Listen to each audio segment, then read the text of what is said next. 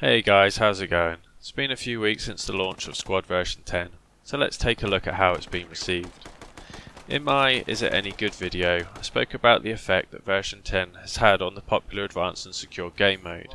To recap quickly in case you haven't seen it, basically I felt the changes made to stop the flag rush meta made AAS one-dimensional because the only valid tactic now is to beat at the middle flag, and that the slower animations make offensive play much harder, which promotes camping and makes capturing flags a lot harder. Overall, I felt that the AAS in version 10 would quickly become stale and boring in comparison to version 9. A few weeks in, and to be honest, I only play Squad occasionally now, and it seems that I'm not the only one that thinks this way, but at the same time there's lots of people who really support the changes, and these differences of opinion appear to have caused some unfortunate friction in the community. There's been a lot of debate online, and we've seen the Join Squad Reddit ban the largest squad competition, Iskit, and then we saw the very popular streamer Johnny Imaha announce his decision to stop streaming Squad, and we've just seen Iskit close down after only a few weeks into the start of its first big version 10 tournament. The timings of these events may seem like they have some sort of link with version 10, but to avoid gossip and dig a little deeper into the facts, rather than asking people what they think about version 10, I'm going to look at the data from Steam. The concurrent player numbers in particular will show how many people are actually playing it, no matter what people may say about whether they like it or not. For those who haven't seen this before, these three big peaks are the free weekends, and the last peak is the release of version 10. The first things I take from a quick glance at this is the level of hype and anticipation around the version 10 release. Secondly, the free weekends had corresponding sales, and they're all followed by higher player numbers, but there seems to be a trend downwards between all these peaks. Because there was no sale on when version 10 released, the jump in concurrent player numbers suggests to me that most of them already owned the game and returned when version 10 came out. Looking at the number of owners, we can see that the current number stands at a little over 600,000. I believe this shows the number of people with the game installed rather than the number of copies sold, hence the up and down motion of the table. It's good to see so many people invested in wanting to play Squad. The steepness of the downward trend since the release of version 10 can be clearly seen on the all-time chart. Ignore this very little dip at the end. This is this new week, and the weekly peaks happen at the weekends, so this number will change. But you can still see that following the announcement that Iskit shut down this weekend, that player numbers peaked around 500 below last week. There's more data for the more recent weeks, so it's hard to tell how the player drop-off since version 10 release compares to the previous drop-offs, but already returning to the 2,500 mark that version 9 kind of averaged around for about a year. This suggests to me that many haven't enjoyed the new version 10 enough to continue playing regularly. If the owners chart does show how many people have the game installed, it's quite possible that many more owners have decided to uninstall the game. If I was producing a game, these aren't the types of trends and numbers I would be hoping to see. There's been a number of comments on the Join Squad Reddit about the quality of public games since the release of version 10. This post in particular points the finger at new players, while in the comments the negative effects about the AAS game mode is mentioned, and the banning of Reshade. I've also heard others mention camping elsewhere. Whatever drama and debate there might be going on in the Squad community, drastic drops in player numbers could suggest that Squad is in trouble, especially if player numbers continue to drop below version 9 levels anytime soon. With Squad in early access, updates and new content are on the way, of course, but it makes sense to ask the question whether or not these updates will address whatever it is that's causing the player numbers to drop so quickly at the moment. The gameplay has experienced a drop in performance and people are experiencing lower frame rates. In this example, hit detection seems far less crisp in version 10 than it was in version 9. And then to top it off, Reshade was banned, leaving the game with far less attractive visuals, while the new official shaders are still being worked on. Lots of bug fixing and optimization have been promised, but it's certainly disappointing to feel that the fundamentals of the gameplay experience have gone downwards with this update. Another hot topic has been the preference of players for either a competitive game or to be more realistic. The rift between competitive and non-competitive players seems to have been increasing, and it's a topic that's come up in the debate surrounding the friction in the Squad community mentioned before. On the Squad website in the FAQs, it states that Squad seeks to bridge the gap between arcade shooter and milsim.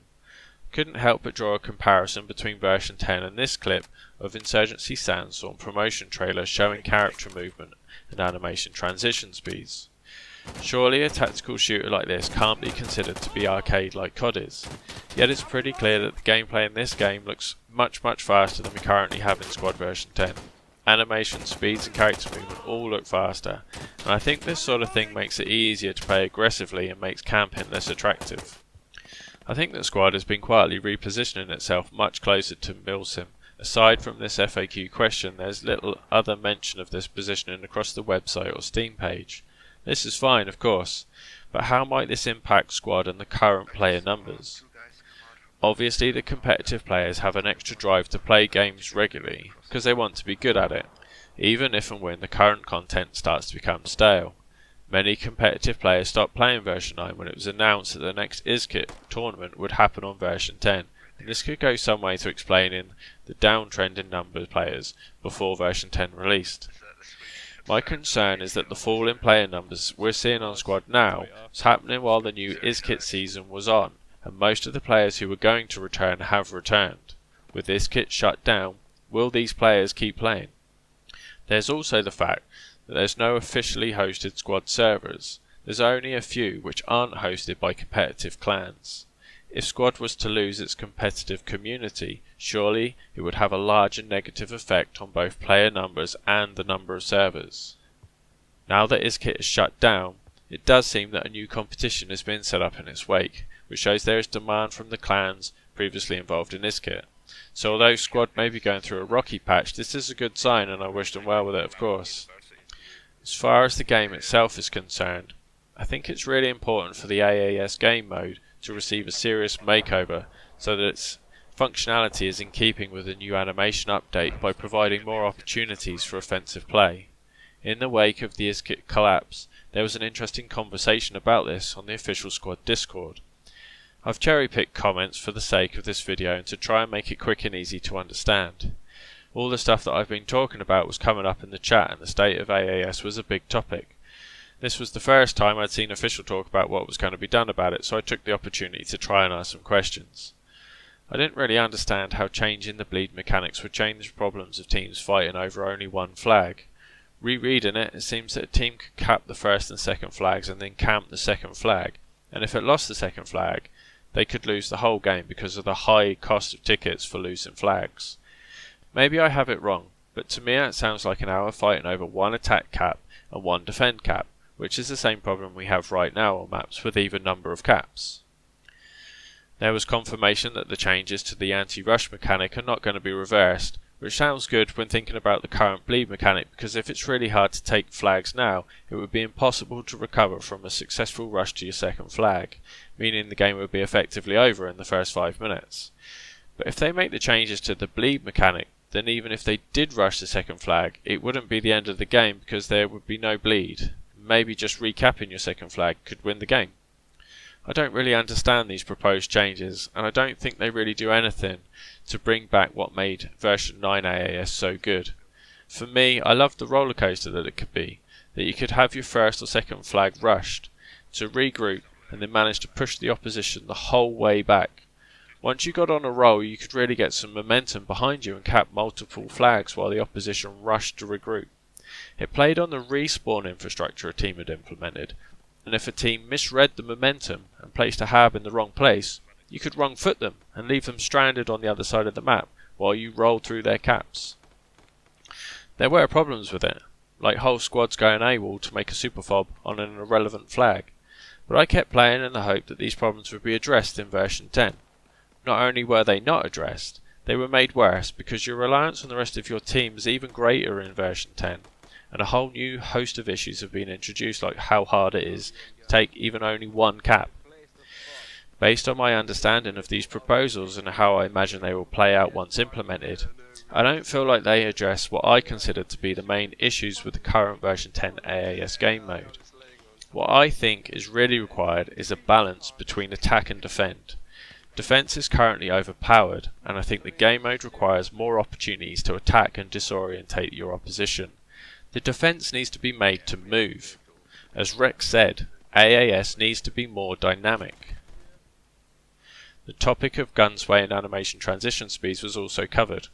Although he said that they like the addition of the sway in version 10, it's clear they intend to go over a lot of it again. He said they are getting a lot of input from military advisors and trying to make it realistic. These sorts of additions kind of hinder the gamer with random factors of gun movement. Basically, it creates a barrier to certain people coming into the game and wanting to play it in a certain way. There were some concessions to the fact that this is a game, and that not everything had to be super realistic, but on the whole I felt that the intention is for this game to be heavily leaning towards realism, and I think that is why version 10 came as a bit of a shock to some of the version 9 players.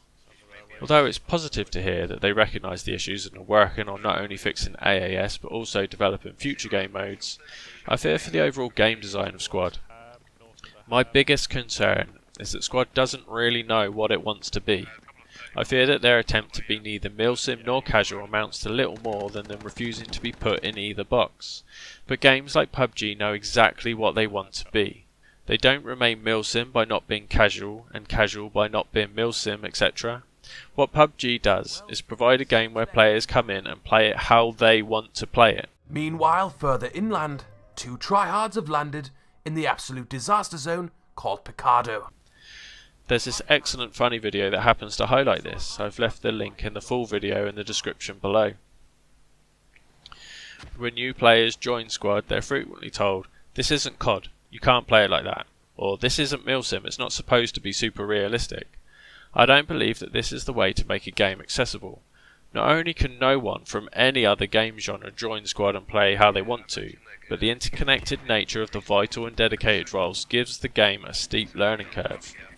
I was happy to do a little bit to fill the void that is the lack of tutorials and guides when I made the Squad Beginner's Guide, but still the game is not the least bit accessible.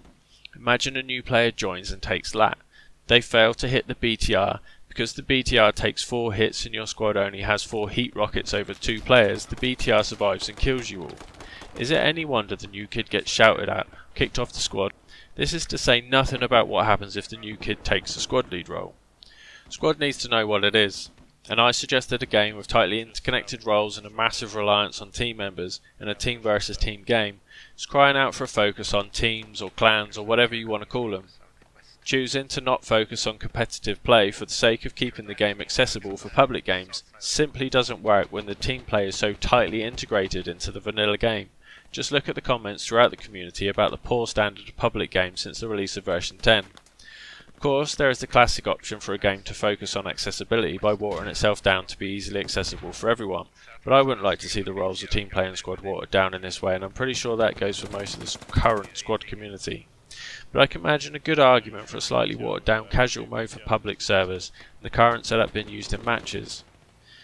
Right now anyone can pick squad lead, and 2 rogue squad leads can take 16 players out of the game by wandering off and not playing the objectives, and to fellow team members frankly that's infuriating.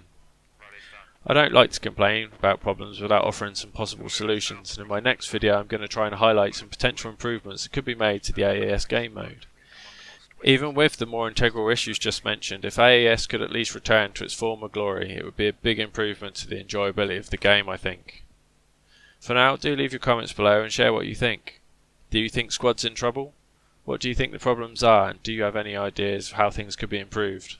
Till then, keep enjoying the gaming, and I'll see you next time.